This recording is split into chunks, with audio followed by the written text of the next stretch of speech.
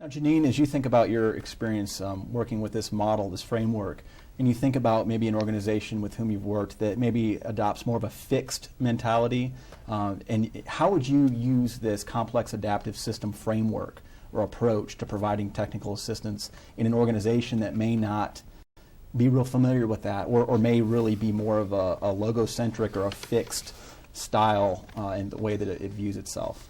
Well, I think any organization or company that has a boxed package, something specific that they want to sell, would be the kind of system or company that you talked about, that's not interested in really building their capacity, but they have something to sell that might produce a good outcome for them. I'm not saying that it wouldn't, but they give them the product, they train them, and then they leave. Where we go in and we try to problem solve with our SEAs, and we work side by side with them to solve problems, offer solutions. It's more of a formative type of a building, and it's more of, they would have more ownership of what they get. It would be more suited to their needs. And for an example, the teacher evaluation, what one state values in a teacher evaluation system, or the standards that they set for their teachers, might be different from somewhere else.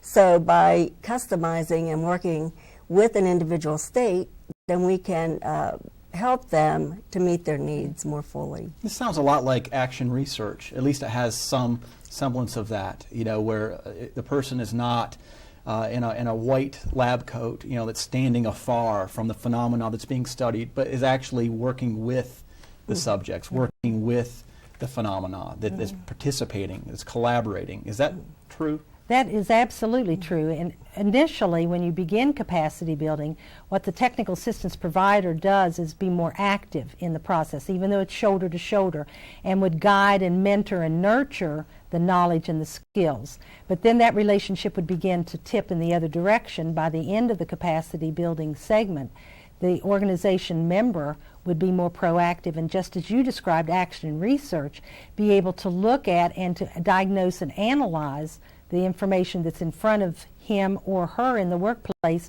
and come up with solutions. And that's exactly what we would hope that would be the end result of capacity building. One of the things that people talk about a lot is a need for change. And in many cases, change is viewed as a good thing. And I don't know if that's always the case. Change can be either desired change, or a preferred outcome, but it also may not be the most positive thing.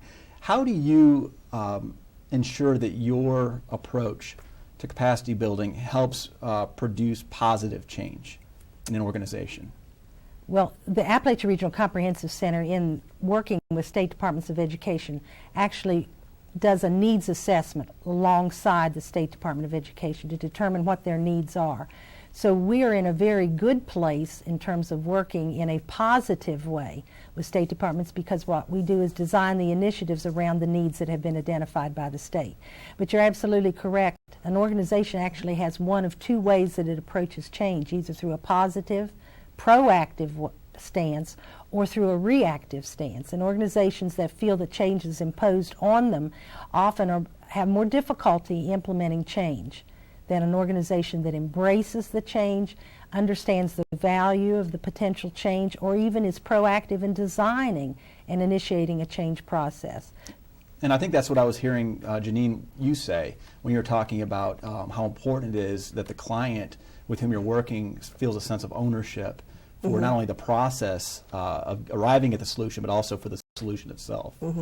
Yeah, we found that states really are proud of who they are, and they're all, West Virginia is different from Kentucky, from Virginia, even though they have similarities, but they all have a real sense of pride at their state departments and want their work to be representative of them. And even though they like to collaborate with one another and like to learn from national experts, still they're who they are, and they like to keep that. So as we think about the needs assessment that was conducted in anticipation of this particular contract, and the capacity building approach is going to be utilized in order to work with the state departments to develop appropriate solutions to their needs, What are some of those pressing issues that are present in the states that we're seeing right now, kind of as a whole? Well, I'll begin and then I'll invite Jeannine to give specific examples. The U.S. Department of Education in this particular contract identified 7 key priority areas that comprehensive centers across the United States are working around. And that some of those, for example, are to improve low-performing schools. Other initiatives are around helping students transition from college to career, or from high school rather to college and career.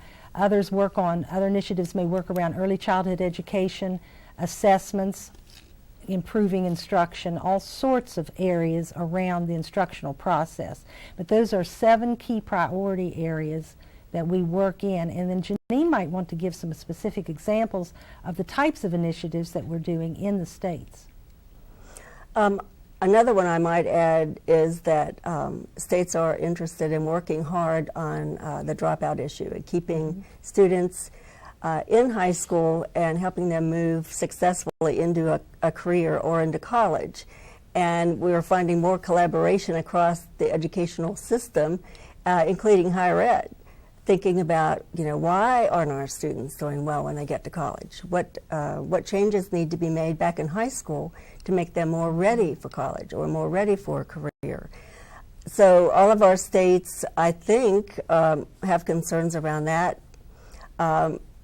Looking at reading and achievement in literacy, we have an initiative in a state making sure that students are reading by 3rd grade, trying to find out why they're not, if they're not, how we can support that, how we can grow that across the state.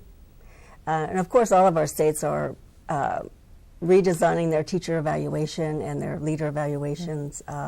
So that has been a big work that we've participated in for the past 3 years, and that continues. As we think about the 7 initiatives that the comprehensive centers are working towards addressing, and we're using this capacity building model within the Appalachia region, how receptive have the states been to this approach? Is it something that they view suspiciously? Is it something they're embracing at this point? Well, I think all of our states that we're working with are embracing it. They knew that these would be the priority areas because these are the priority areas of the current administration and have been in place for more than 4 years before this contract was completed. So states knew that changes needed to be made in the evaluation system. They knew that new standards needed to be adopted. They knew that improvements in school performance was necessary. So our states were already working in many of these areas, and they're at the place now where they're doing a lot of refinements in the processes and the programs that they've already had in place. Well, and not only that, we didn't talk about the Common Core and implementing the literacy and math Common Core, and now the science standards are out, and every state except one of our states is working toward that, and that's major work. Well, it sounds like you both have a lot to do. And again, this is the beginning of several conversations about capacity building.